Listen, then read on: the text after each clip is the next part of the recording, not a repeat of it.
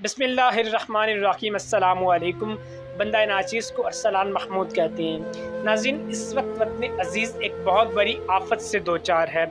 अगर मैं ये कहूँ कि इस वक्त वतन अज़ीज़ का तकरीबन 80% हिस्सा डूब चुका है तो मैं ये समझता हूँ कि ये कहना बिल्कुल भी गलत नहीं होगा, क्योंकि पेशावर से लेकर कोयटा तक तकरीबन 80% एरिया जो है वो बिल्कुल यानी पूरी तरह से डूब चुका है। पाकिस्तान की तारीख का सबसे बड़ा सैलाब आया हुआ है और लोग खुले आसमान तले कोई अपने बच्चों की लाशें लेकर बैठा हुआ है, कोई अपना लुटा हुआ सामान लेकर बैठा हुआ है, किसी के सर पे छत नहीं है खाने के लिए। मैं ये कहूँ कि एक वक्त की रोटी तक नहीं है तो ये गलत नहीं होगा। इस पर बात करने के बजाय कि ये सैलाब आया क्यों और इस पर पहले से कोई तदारुक क्यों नहीं किया गया, डैम क्यों नहीं बनाए गए, तो ये मैं कहूँगा कि अब ये सारी बातें करना बेसूद है, क्योंकि वतन अज़ीज़ को ऐसे हुक्मरान मिले हैं जो 70 सालों से भूखे भेड़िए की तरह वतन अज़ीज़ को नोची जा रहे हैं। और अगर कोई डैम के नाम पर फंड रेजिंग होती भी रही है तो उसका आज पता ही नहीं कि वो गए काम, क्योंकि असलियत ये है कि हमें इस पानी की ज़रूरत है। ये पानी इसलिए नहीं कि मिसाल के तौर पे कि हम इसको लोगों पर लाने से बचाकर कहीं और भेज दें, कहीं और इसको ज़ाया कर दें, पानी सिर्फ अपने लोगों को बचा लें, तो ऐसा नहीं है, बल्कि इस पानी की हमें ज़रूरत है। आने वाले वक्त में पाकिस्तान की क्या बात करें, पूरी दुनिया में पानी की बहुत ज़्यादा किल्लत होने वाली है। उस सूरत हाल में हमारे पास अगर इतनी वाफर तादाद में पानी आ रहा है, कहीं से भी आ रहा है, इंडिया पानी छोड़ देता है जी, रावी का पुल भर जाता है, उधर से काबुल से अफ़गानिस्तान की तरफ से सूरत हाल कुशीदा होती है, तो वो पानी जो है वो हमारे लिए मुअस्सर साबित हो सकता है अगर हमारे पास फिल्ट्रेशन के प्लांट्स मौजूद हों, अगर हमारे पास उस पानी को साफ़ और शफाफ करने का प्रोसेस मौजूद हो। लेकिन बदकिस्मती कि हमारे सियासतदान इसकी तरफ बिल्कुल भी तवज्जो नहीं देते, और जब पानी सर से गुज़र जाता है तो फिर वो दूसरे मुल्कों से इमदाद लेते नज़र आते हैं, जैसा कि अब भी हो रहा है। पूरी दुनिया की हमदर्दियाँ भी समेटी जा रही हैं, पूरी दुनिया से इमदाद भी इकट्ठा की जा रही है, और पूरी दुनिया कह भी रही है जी कि हम इमदाद करेंगे, और इसमें कोई शक नहीं है। चीन हो गया, तुर्की हो गया, इसके अलावा जितने भी हमारे दोस्त ममालिक हैं वो इस वक्त पाकिस्तान की मदद में इमदाद करने को तैयार हैं। लेकिन इस वक्त अगर अपने मुल्क के सियासतदानों की बातें करें, वैसे नेटवर्क चल रहे हैं, मजहबी जमातें इस वक्त इमदादी कामों में मसरूफ़ हैं, इसके अलावा कुछ NGOs हैं, कुछ जिस तरह से अल खिदमत फाउंडेशन है, जिस तरह से तहरीक लब्बैक ने काफ़ी अच्छा काम इस सैलाब ज़दगान के दौरान किया। इसके अलावा और बहुत सारी ऑर्गेनाइजेशन हैं जो दिन रात लगाकर अपने से भाइयों की, अपनी बहनों की सैलाब ज़दगान में जो बड़ी बुरे तरीके से हालात से दो चार हो चुके हैं उनकी मदद में मसरूफ़ हैं। कुछ सियासी टीमें भी हैं, वज़ीर-ए-आज़म शहबाज शरीफ पूरे पाकिस्तान के दौरे कर रहे हैं, जहाँ जहाँ पर पाकिस्तान इस वक्त बड़ी मुश्किल से दो चार है वो वहाँ जा रहे हैं, लोगों को तसल्लियाँ दे रहे हैं और अपनी जो मामलात हैं वो कर रहे हैं। इसके अलावा पाकिस्तान तहरीक इंसाफ से साबका वज़ीर-ए-आज़म इमरान खान जो वो टेलीथॉन कर रहे हैं। लेकिन दुआ है कि जो वज़ीर-ए-आज़म और जो टेलीथॉन या अपोजिशन या कोई भी वर्कआउट इस वक्त कर रहा है वो सारी की सारी इमदाद जो है वो सैलाब ज़दगान तक पहुंच पाए, क्योंकि ये पाकिस्तान का खासा रहा है, ये पाकिस्तान की तारीख रही है कि यहाँ पर जो इमदाद बाहर के ममालिक से आती है, जो लोगों से इकट्ठी की जाती है, वो करप्शन की नज़र हो जाती है, उसका पता नहीं चलता कि वो जाती किधर है, सिर्फ उसके ऐलानात तो हो जाते हैं, लेकिन गरीब जो है वो बेचारा पिसता चला जाता है। और मैं ये एक बात आपको कह दूं कि लोगों को ज़रूरत है कि वो उठें और डोनेट करें, वो खुद जाएं, इसमें कोई शक नहीं। आप जाएं, जाकर वहाँ पर बलूचिस्तान वाली साइड पे जाएं, आप जाएं कोयटा वाली साइड पे जाएं, आप पेशावर वाली साइड पे जाएं, आप जनूबी पंजाब मुल्तान से आगे लिया और बहुत सारे इलाके जो इस वक्त बड़ी बुरे तरीके से डूबे हुए हैं, आप जाएं, अपने थ्रू जाकर वहाँ पर हेल्प करें। लेकिन मैं आपको बताता भी चलो, मैं वीडियो भी चलवा देता हूँ। इन लोगों की मदद करने का कोई फ़ायदा नहीं, सब कुछ हमारा लूट चुके हैं। यहाँ पर हम आगे जा रहे थे, इन्होंने ज़बरदस्ती हमसे छीन के सब कुछ हमारा लूट लिया।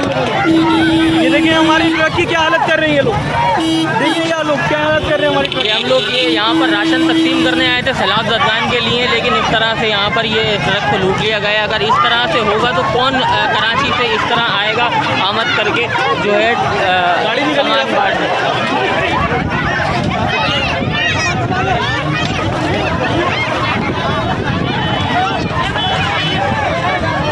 बताता भी मैं चलूँ कि यहाँ पर हो क्या रहा है। सिंध के जो वडेरे हैं, जो वहाँ पर दहशतगर्द बने हुए हैं, वो क्या चीज़ करते हैं जी कि यहाँ से जो इमदादी सामान जाता है, जो यानी कि इलाके इस वक्त अल्हम्दुलिल्लाह अभी तक सेफ़ हैं, वहाँ से जो इमदादी सामान जाता है वो सिंध के वडेरे जो हैं वो क्या करते हैं, वो उसको लूट लेते हैं, वो माल तकसीम करते हैं। तो अपना लोगो लगाकर और अपने थ्रू यानी माल पेश कर रहे हैं लोगों को। चलें यहाँ तक भी ठीक है, लेकिन वो लूट कर सामान अपने घरों को ले जाते हैं। और यानी कि इस मुश्किल वक्त में भी कुछ ऐसे लोग सरगर्म हैं जो इमदाद का हक़ रखने वालों तक पहुंचने नहीं दे रहे। तो इस वक्त बड़ी हालात कुशीदा हैं। लोगों को सियासत से बालातर होकर सोचना पड़ेगा। एक दूसरे पे केसेस बनाने से, एक दूसरे के कीचड़ उछालने से, और सिर्फ सोशल मीडिया की हद तक कोई डीपी लगा रहा है अपनी, और कोई जी सिर्फ सोशल मीडिया की हद तक अपना फेम हासिल करने के लिए और अपनी तशहीर करने के लिए सिर्फ सैलाब ज़दगान की यानी कि मदद का ढोंग रचा रहा है। तो मैं इसलिए समझूंगा कि इसको पसे पुश डालकर ये वक्त है कि आवाम के अंदर आओ और ग्राउंड वर्क पर आकर तमाम सियासी जमातें, तमाम NGOs, तमाम फलाही इदारे, तमाम मजहबी जमातें, सबको इस वक्त आवाम के अंदर पहुँचने की ज़रूरत है। वहाँ पर यकीन करें बहुत मुश्किल सूरत हाल है, लेकिन मैं इस वक्त अपने ज़िंदा दिलाने पाकिस्तान के लोगों की तारीफ़ करना चाहूँगा कि इस वक्त जो इलाके सेफ़ हैं वहाँ पर जो आवाम की मैं बात कर रहा हूँ, जो मुनाफा बख्श है मैं उसकी तरफ आता हूँ। इस वक्त आवाम जो है वो ज़रा मैं समझता हूँ कि ज़िंदा दिली का मुजाहरा कर रही है, एहसास का मुजाहरा कर रही है, और वो आवाम जो है वो जाकर डोनेट कर रही है।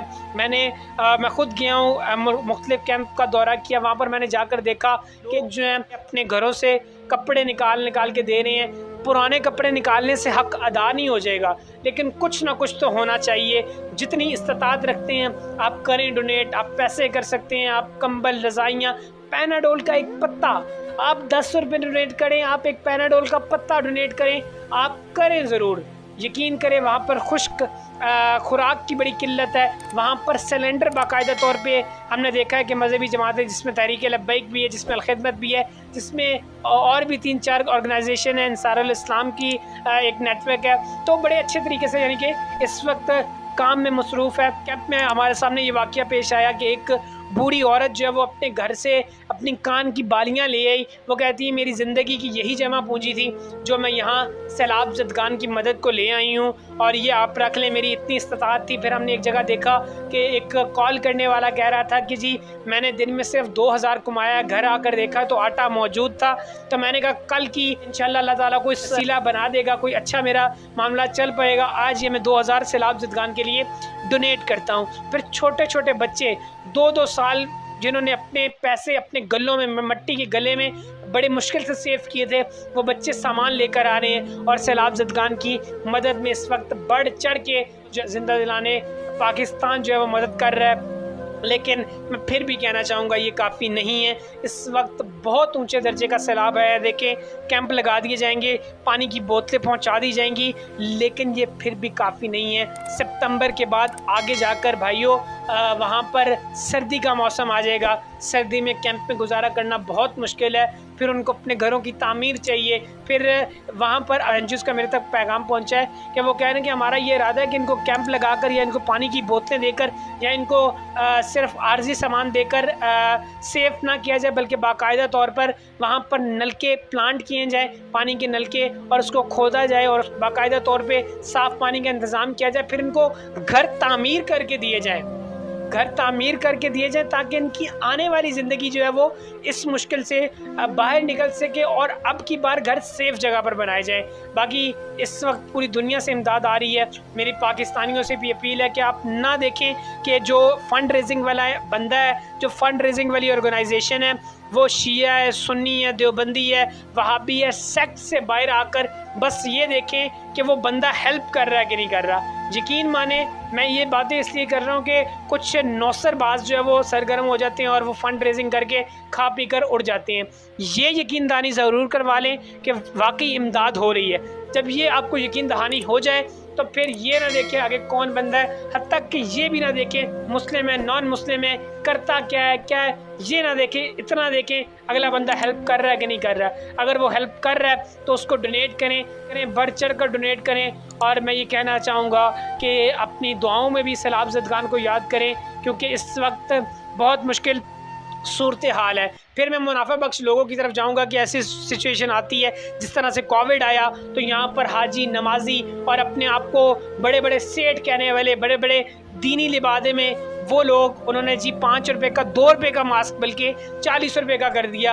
अब की बार जब मुल्क वतन अजीज़ पर एक बड़ी आफत ने पाकिस्तान को घेर लिया है तो उस वक्त भी ये नौसरबाज सड़क गर्म हो गए हैं। इस वक्त मैं मुनाफा बख्श लोगों की बात कर रहा हूँ, ये बहाना बनाया जा रहा है कि पीछे सब कुछ डूब चुका है। हालांकि अभी तक ऐसा मामला है कि अभी पंजाब के पास अभी वो इलाके जो सेफ़ हैं उनकी अपनी काश्तकारी चल रही है, उनकी अपनी फसलें चल रही हैं, तो वो ये बहाना बनाते हैं जी पीछे सब कुछ डूब गया है। और इस वक्त पाकिस्तान में 400 किलो टमाटर, लाहौर में ख़ासकर 400 रुपये किलो टमाटर और जी 300 रुपये किलो प्याज और इसके अलावा बाकी सब्ज़ियाँ कुछ तो मिल नहीं, जो मिल रही हैं वो तिगने से 4 गुना ज़्यादा तक का मुनाफा बख्श लोग हैं, वो बड़ी बुरी तरीके से आवाम को नोचने में मसरूफ़ हैं। तो जहाँ पर अच्छे लोग हैं, डोनेट करने वाले लोग हैं, वहाँ इन चोरों का भी राज है। तो अल्लाह ताला पाकिस्तान पर रहम करे, अल्लाह ताला पाकिस्तान की इक़्तिसादी, अल्लाह ताला पाकिस्तान की मुआशी सूरत हाल पर अपना ख़ास करम फरमाए और सैलाब ज़दगान की अपने गैब के ख़जानों से मदद फरमाए, क्योंकि इस वक्त वो बहुत ही मुश्किल सूरत हाल से दो चार हैं।